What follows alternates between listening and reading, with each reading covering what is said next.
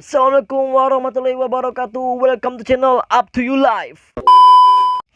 Di video kali ini saya membahas tentang penerimaan penugasan dan pemahaman terhadap bukti audit. Poinnya adalah yang pertama, memahami penerimaan penugasan dan mengevaluasi integritas manajemen. Yang kedua, mengidentifikasi kondisi khusus dan risiko yang tidak biasa.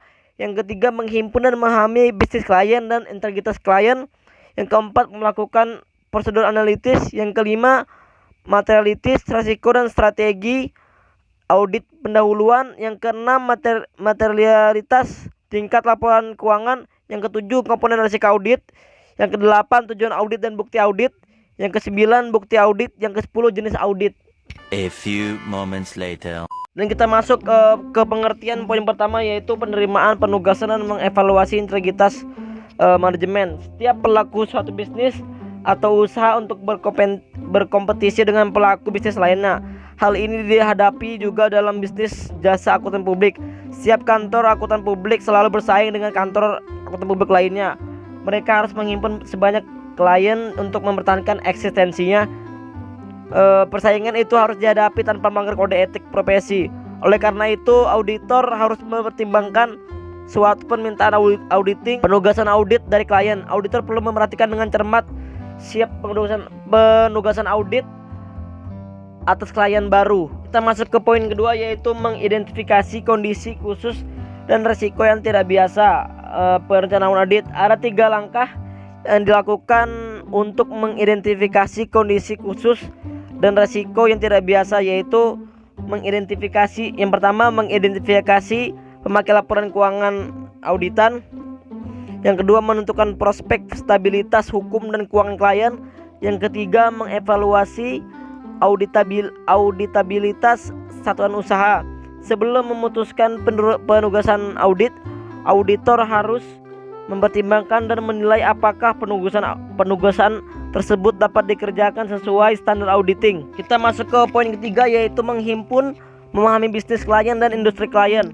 Hal-hal yang berkaitan dengan bisnis dan industri klien dilakukan atau dipahami auditor sebagai berikut. Yang pertama, jenis bisnis dan produk klien.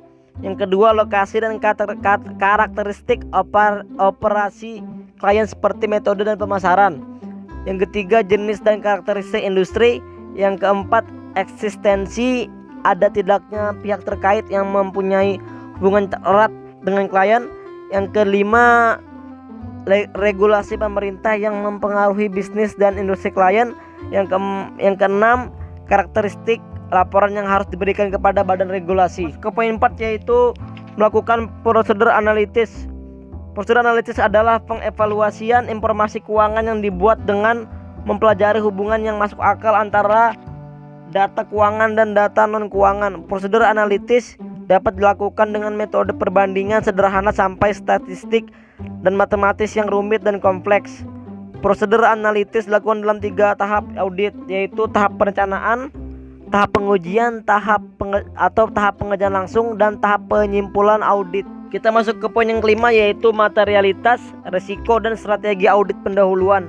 Ada beberapa definisi tentang materialitas. IAI dalam SPAP-nya mendefinisikan materialitas sebagai besarnya nilai yang dihilangkan atau salah saji informasi akuntansi dilihat dari keadaan yang melingkupinya yang mungkin dapat mengakibatkan perubahan atas atau pengaruh terhadap pertimbangan orang yang meletakkan kepercayaan atas informasi tersebut karena adanya perhilangan atau salah saji tersebut. Kita masuk ke poin yang keenam, yaitu materialitas tingkat laporan keuangan. Auditor menentukan materialitas pada tingkat laporan keuangan karena pendapat auditor tentang kewajaran adalah mengenai laporan keuangan secara keseluruhan dan tidak sepotong-potong. Pengalokasian materialitas dapat pada laporan keuangan pada akun-akun baik neraca maupun laporan rugi laba sering didasarkan kepada neraca. Alasan yang mendasari hal tersebut adalah bahwa setiap salah saji pada laporan rugi laba pasti akan mempengaruhi neraca. Di samping itu, akun neraca relatif lebih sedikit daripada akun laba rugi.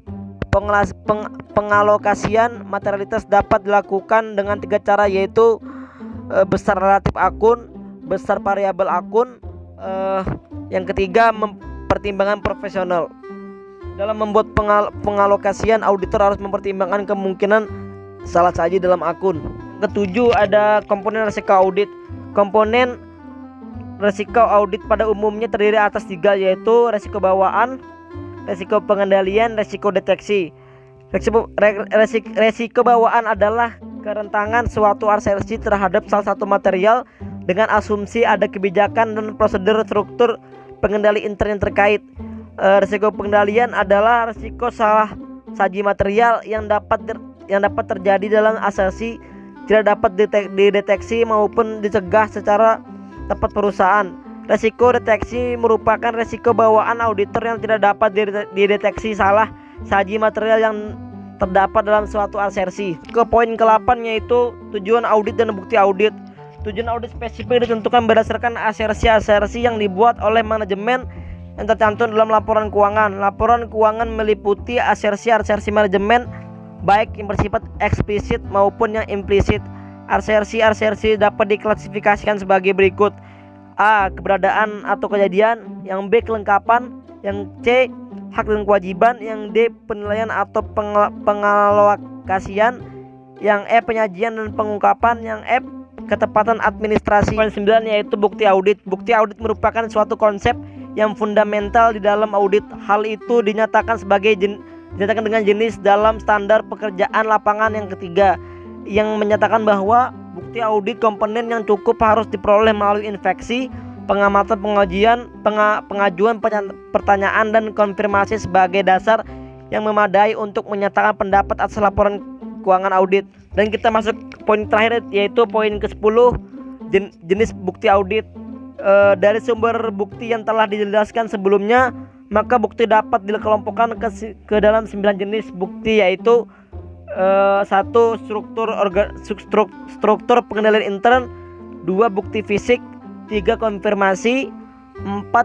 Catatan akuntansi. Yang kelima, bukti dokumen. 6. Bukti surat penyataan tertulis. 7. Perhitungan kembali sebagai bukti matematis. 8. Bukti lisan. 9. Bukti analisis dan perbandingan. Sampai di sini saja video kali ini. Jangan lupa like, comment, dan subscribe ya bro. Maaf kalau memang kurang jelas dalam penjelasan karena ngomongnya terlalu cepat. Gak tahu kenapa terlalu cepat, memang gitu gayanya dari dulu. Aneh memang. Ya, terima kasih udah nonton video ini.